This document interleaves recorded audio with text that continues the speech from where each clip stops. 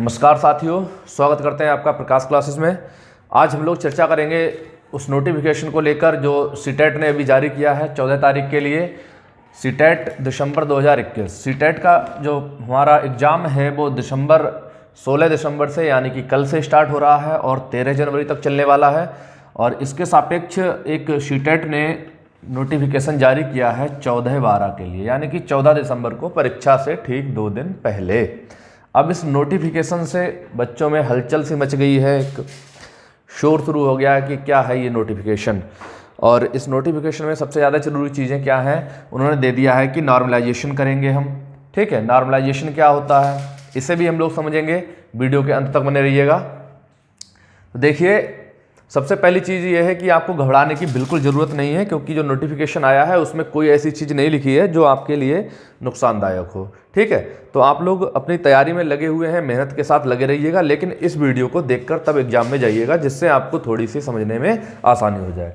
ठीक है, आपकी परीक्षा जो है 150 नंबरों की है और उसमें कोई भी नेगेटिव मार्किंग नहीं है, मतलब नो नेगेटिव मार्किंग है। धड़ल्ले से पेपर को हल करिए एकदम फ्री टेंशन होकर। ठीक, कोई नेगेटिव मार्किंग है ही नहीं। ठीक है, लेकिन फिर भी हम थोड़ा सा ध्यान ये रखेंगे कि हमारा पेपर अच्छा हो और हम सारे प्रश्नों को अच्छे से हल करके आएँ। माइंड को कंसंट्रेट रखिए और बिल्कुल डरने की जरूरत नहीं है। जितना भी आपने पढ़ा है वो सारा ज्ञान आपका इस सीटेट के एग्जाम में काम आने वाला है। ठीक है, अब देखिए उस जो नोटिफिकेशन जारी हुआ है उस नोटिफिकेशन में 2 चीज़ें दी हुई हैं। पहला पॉइंट हमारा नोटेड करने वाला जहाँ था वो हमने नोट किया है।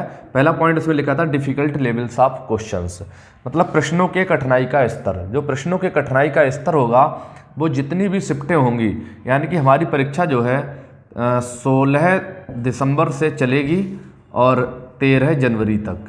ठीक है, 16 दिसंबर से 13 जनवरी तक चलेगी, जिसमें 3 जनवरी को आपका एग्ज़ाम नहीं है। 3 जनवरी को एग्ज़ाम नहीं है, मे भी लगभग 27 से 28 दिन एग्ज़ाम चलेगा। ठीक है, तो डेली एक पेपर होगा, यानी कि 27-28 दिन एग्ज़ाम चलेगा कंटिन्यू। तो आपके कई सारे पेपर्स हो जाएंगे। मान लीजिए कि 1 महीना लगभग पेपर चलने वाला है। तो उन्होंने ये कहा है कि डिफ़िकल्ट लेवल्स ऑफ क्वेश्चंस, सभी प्रश्नों का जो कठिनाई स्तर है वो समान होना चाहिए। ठीक है, ये नहीं कि अभी स्टार्टिंग में क्वेश्चंस सरल दे दिए और जैसे समय बीतता गया प्रश्नों का लेवल हार्ड करते गए, ऐसा नहीं होना चाहिए। यानी कि जो हमारा प्रश्नों का स्तर है, कठिनाई स्तर, वो सभी शिफ्टों में लगभग समान होना चाहिए। प्रश्नों की संख्या आगे पीछे कर सकते हैं, नंबर्स चेंज कर सकते हैं, क्वेश्चन को ऊपर नीचे रख सकते हैं, लेकिन उनका जो स्तर होगा वो लगभग समान रहना चाहिए। एक तो पॉइंट ये है, इसलिए घबराने की जरूरत नहीं है, सभी शिफ्टों का पेपर लगभग एवरेज होगा। ठीक है, फिर दूसरा पॉइंट था उसमें सिलेबस कवरेज, सिलेबस कवरेज, यानी कि जो हमारा सिलेबस है वो कवरेज होना चाहिए। मतलब जो हम लोगों ने पाठ्यक्रम दे रखा है पढ़ने के लिए बच्चों के लिए, उसी पाठ्यक्रम से होना चाहिए। कोई भी क्वेश्चन जो है पाठ्यक्रम के बाहर का नहीं होना चाहिए, ये भी ध्यान रखना है। ठीक, ये नोटिफिकेशन में लिखा हुआ है। तीसरी चीज़ उन्होंने लिख रखी है, सबसे ज़्यादा जरूरी चीज़ जो इम्पॉर्टेंट है हमारी परीक्षा के लिए, वो क्या है, बोर्ड में अडॉप्ट ए स्कोर नॉर्मलाइजेशन। ठीक है, उन्होंने लिख रखा है बोर्ड में अडॉप्ट ए स्कोर नॉर्मलाइजेशन, यानी कि जो हमारा बोर्ड है सीबीएसई बोर्ड, जो हमारा सीटेट की परीक्षा को कंडक्ट कराता है, वो में भी मतलब कर सकता है अडॉप्ट ए स्कोर नॉर्मलाइजेशन, मतलब एक स्कोर नॉर्मलाइजेशन को वो लागू कर सकता है। जरूरी नहीं है कि लागू करे ही, लेकिन उन्होंने अभी से नोटिफिकेशन जारी कर दिया है, अर्थात यानी कि लगभग करेंगे। और ऐसा हर एग्जाम में होता है। ऑनलाइन एग्जाम जितने भी होते हैं, जैसे बैंक का देख लीजिए आप, एसएससी का देख लीजिए, अभी एसआई का एग्ज़ाम हुआ है। ठीक है, तो जितने भी एग्ज़ाम्स होते हैं, एसएससी जीडी का एग्ज़ाम हुआ है, तो जितने भी एग्ज़ाम्स होते हैं जो कई सारी डेटों पे चलते हैं, तो उनका जो है सामान्यीकरण करने के लिए, मतलब सभी का औसत एवरेज एक करने के लिए नॉर्मलाइजेशन किया जाता है। तो आपके एग्जाम का भी नॉर्मलाइजेशन होगा, लेकिन उन्होंने वहाँ पे लिख दिया है मे भी, मतलब हो सकता है। फिर भी हम मान के चल रहे हैं कि नॉर्मलाइजेशन होगा ही, लेकिन घबराने की ज़रूरत नहीं है। कह रहे हैं व्हाट इज नॉर्मलाइजेशन, बच्चे पूछ रहे हैं सर नॉर्मलाइजेशन होता क्या है। नॉर्मलाइजेशन को हिंदी में कहते हैं सामान्यीकरण की प्रक्रिया, मतलब आपके जितने भी शिफ्टों में पेपर्स हुए हैं उन सब के कठिनाई स्तर एक कर दिया जाए, मतलब सामान्यीकरण की प्रक्रिया हो जाए, सभी पे औसत हो जाए। मतलब हम लोगों ने औसत पढ़ा है, औसत को ही आप नॉर्मलाइजेशन बोल सकते हैं। ठीक है, अब नॉर्मलाइजेशन होता क्या हमें ये समझना है, तो जुड़े रहिए लास्ट तक हमें। अब देखिए, हमने ये जो है एक नॉर्मलाइजेशन चार्ट आपके सामने प्रस्तुत किया है। कितनी हमने जो है शिफ्टें ली हैं, एक 16 तारीख की शिफ्ट ले ली। ठीक है। एक 20 दिसंबर की शिफ्ट ले ली, ये पहले दिन की है जिस दिन हमारा पहले दिन एग्जाम होगा, ठीक है। ये हमने ले ली 4 दिन बाद यानी कि 20 दिसंबर की। 5 दिन बाद ये ले ली हमने एक 25 दिसंबर की, और एक लास्ट शिफ्ट ले ली है 13 जनवरी के लिए, ठीक है। अब हमने देखा कि 16 दिसंबर को परीक्षा में 5 लोग शामिल हुए, नीतू, शालिनी, कविता, वंदना और नेहा, ठीक है। नीतू के 120 नंबर आए, शालिनी के 115, कविता के 110, वंदना के 125, नेहा के 105, ठीक है। 20 दिसंबर को सीमा, क्रांतिपाल, अंजू, शिल्पी और रणवीर शामिल हुए, ये इनके नंबर दिए हुए हैं। पेपर थोड़ा कठिन हो गया, ठीक, तो यहाँ पे नंबर थोड़े से कम हो गए हैं।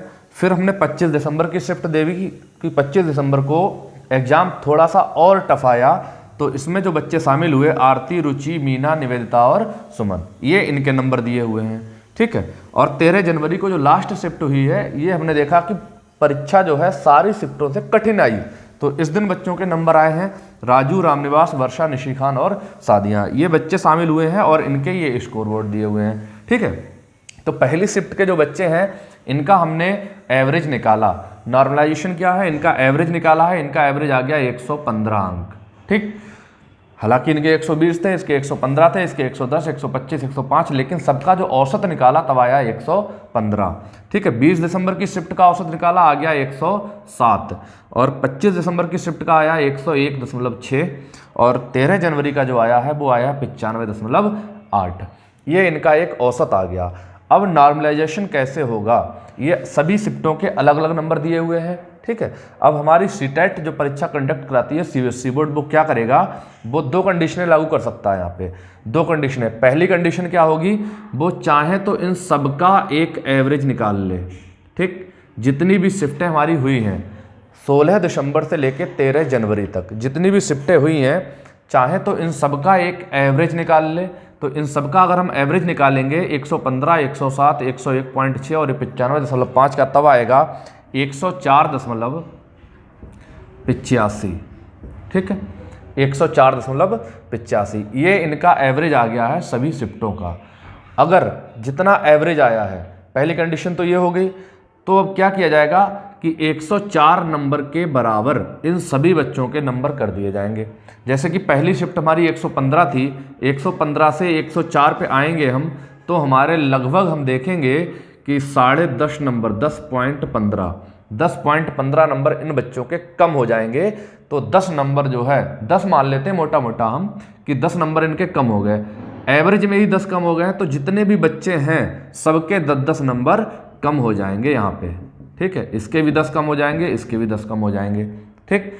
अब यहाँ 107 नंबर थे, एवरेज है 104 का, यानी कि यहाँ पे जो है एवरेज में 3 नंबर कम हो रहे हैं, ठीक। तो हर बच्चे के 3-3 नंबर कम कर दिए जाएंगे, ये होगा इनका नुकसान, ठीक है। और यहाँ 101 से लेके 104 पर पहुँचने के लिए लगभग 5 नंबर बढ़ाने पड़ेंगे हमें। 101 से 104 बनाने के लिए 5 नहीं 3, सॉरी, 101 से 104 बनाने के लिए मोटा मोटा मान लिया हमने कि 3 नंबर हमें बढ़ाने पड़े। तो यहाँ पे सब बच्चों के 3-3 नंबर बढ़ जाएंगे, यहाँ पे भी बढ़ गए, यहाँ पे भी बढ़ गए और यहाँ पे भी बढ़ गए। अब ये है शिफ्ट, लास्ट शिफ्ट थी, बहुत हार्ड थी, 95 नंबर है और यहाँ है 104। तो 95 से 104 बनाने के लिए लगभग 5 और 4 9 नंबर हमें बढ़ाने पड़ेंगे। तो हर बच्चे के 9 नंबर बढ़ जाएंगे, ठीक है। तो हर बच्चे के 9 नंबर बढ़ गए।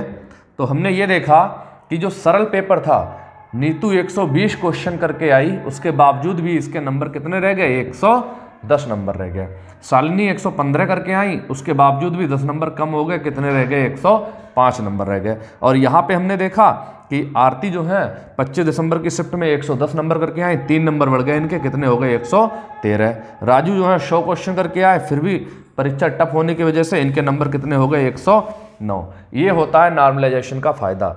अब इसमें जो है पेपर सरल होने की वजह से बच्चों के नंबर कम हो जाते हैं, जिनका पेपर टफ होता है उनके नंबर बढ़ जाते हैं। अब नुकसान किसका होता है, नुकसान उसका होता है कोई बच्चा अगर 92 नंबर लेकर आया और जनरल का है, पास हो गया बेचारा, लेकिन नॉर्मलाइजेशन की वजह से, हालांकि जैसे मान लीजिए कि टफ वाली शिफ्ट में भी बहुत से बच्चे ऐसे होंगे जो 92 पर होंगे, ठीक है, तब तो इसके बढ़ जाएंगे। लेकिन जो आसान वाली शिफ्ट होगी इसमें कुछ बच्चे ऐसे होंगे जो 92 पे होंगे। आसान वाली में मान लिया हमने टॉपर हमारा 125 का था, लेकिन कुछ ऐसे ही बच्चे होंगे जो आसान वाली में भी 92 ही पहुंच पाएंगे। तो वो 92 वाले के अगर 10 नंबर कम हो गए, बेचारा रह गया 82 पे। अब वो जनरल होने की वजह से फेल हो गया। मान लीजिए ओबीसी वाला लेकर आया 85 नंबर, पास तो हो गया एक ओबीसी वाला, लेकिन उसकी जो शिफ्ट थी वो सरल थी, तो 10 नंबर उसके कम हो गए। 10 कम हो गए, कितने बचे? 75, यानी कि वो फेल हो गया। तो ऐसी कंडीशनें भी हो सकती हैं कि सरल वाली शिफ्ट में उन बच्चों को नुकसान होगा जो बिल्कुल बॉर्डर स्कीम पे होंगे, और टफ वाली शिफ्ट में उन्हें फ़ायदा हो जाएगा। जैसे कि मान लीजिए कोई बच्चा 75 नंबर लेकर आया टफ वाली शिफ्ट में और इसके 9 नंबर बढ़ गए, यानी कि हो गए 84। तो 75 नंबर पे फेल था, लेकिन 9 नंबर बड़े हो गए 84 और ये पास हो गया। ठीक है, ऐसे कोई बच्चा अगर मान लीजिए कि 80 नंबर लेकर आया, ठीक है, 80 नंबर लेकर आया, 9 नंबर उसके बढ़ गए, ये हो गए 89, 89 पास हो गया, बहुत अच्छे नंबरों से पास हो गया। तो ये कहलाता है नॉर्मलाइजेशन। ये पहली कंडीशन है। दूसरी कंडीशन क्या है? दूसरी कंडीशन ये है कि इन सब का एवरेज ना निकाला जाए, केवल ये देख लिया जाए कि हमारी जो शिफ्टें हैं, हमारी जो शिफ्ट है उस शिफ्ट में किस शिफ्ट में नंबर एवरेज है, उस शिफ्ट के बराबर कर दिए जाएं। ठीक है, तो उस शिफ्ट के बराबर करना है। जैसे कि मान लीजिए पहली शिफ्ट थी हमारी 115, पेपर सरल था, बहुत ज़्यादा पहुंच गई। दूसरी शिफ्ट थी 107, तीसरी है 101 और चौथी थी 95। तो हमने मान लिया कि 107 वाली शिफ्ट हमारी ठीक है। तो 107 वाली शिफ्ट अगर सही है तो इसी शिफ्ट के बराबर सभी के नंबर कर लिए जाएंगे। जैसे 115 थे, वही कंडीशन लागू होगी। 107 लाने के लिए हमें कितना कम करना पड़ेगा? -8। जब -8 कम करने पड़ रहे हैं तो जितने भी नंबर हैं हमारे बच्चों के, इन सब के नंबरों में -8 हमें कम करना पड़ेगा। तो इस शिफ्ट के जितने भी नंबर हैं सबके -8 हमें करने पड़ेंगे। तो इसके भी -8 करेंगे तो 105 में से 8 चले गए, कितना बचेगा? लगभग 97 नंबर रह जाएंगे। तो इसे नुकसान हो गया। ठीक है, अब ये 101 था, करना हमें 107, तो यहाँ पे लगभग 6 नंबर हमें बढ़ाने पड़ेंगे। ठीक है, तो जब 6 नंबर बढ़ाने पड़ेंगे तो इस शिफ्ट में सभी के नंबर जो है 6-6 बढ़ जाएंगे। यहाँ भी बढ़ेगा 6, यहाँ भी बढ़ेगा 6 और यहाँ भी बढ़ जाएगा 6, तो यहाँ भी बढ़ जाएगा 6 नंबर। ठीक, सभी के 6-6 बढ़ गए। लेकिन 107 वाली शिफ्ट के बच्चों पर कोई फर्क नहीं पड़ेगा, क्योंकि इसी शिफ्ट का जो है एवरेज लिया गया है। जब इसी शिफ्ट का एवरेज लिया गया, इन पे कोई फर्क नहीं पड़ेगा। ठीक है, 95 से हमें करना है 107, तो यहाँ पर भी 5 और 7 12, लगभग 12 नंबर हमें हर बच्चे के बढ़ाने पड़ेंगे। तो यहाँ पर भी 12 बढ़ जाएंगे, इनके भी 12 बढ़ जाएंगे, इनके भी 12 बढ़ जाएंगे और इसके भी 12 नंबर बढ़ जाएंगे और यहाँ पर भी 12 नंबर बढ़ जाएंगे। ये कहलाता है हमारा नॉर्मलाइजेशन। ठीक है, तो यहाँ पे भैया नुकसान तो उन्हें होगा जो बिल्कुल बॉर्डर पे हैं, 1 या 2 नंबर से पास हो रहे हैं, और फ़ायदा उन्हें होगा जो 2, 4, 6 नंबरों से फेल हो रहे हैं। शिफ्ट अगर उनकी टफ है और फेल हो गए हैं तब वो पास हो सकते हैं, और शिफ्ट अगर सरल है और बॉर्डर पे पास है तब उन्हें नुकसान हो सकता है। इसलिए ध्यान रखना है, नेगेटिव मार्किंग है नहीं, हमें पूरी तरह से कंसंट्रेट होकर और अच्छी तरह से पेपर को हल करना है। अगर आप पास होना चाहते हैं, 120 प्लस नंबर लाना चाहते हैं, तो हमने इससे पहले 2 वीडियो बनाई हैं, उन दोनों वीडियो को देख लीजिएगा, बहुत अच्छे नंबर आएंगे। ठीक है, इसके बाद अगर कोई जानकारी आती है तो हम तुरंत उपलब्ध होंगे जानकारी देने के लिए। मिलते हैं नेक्स्ट वीडियो में, धन्यवाद।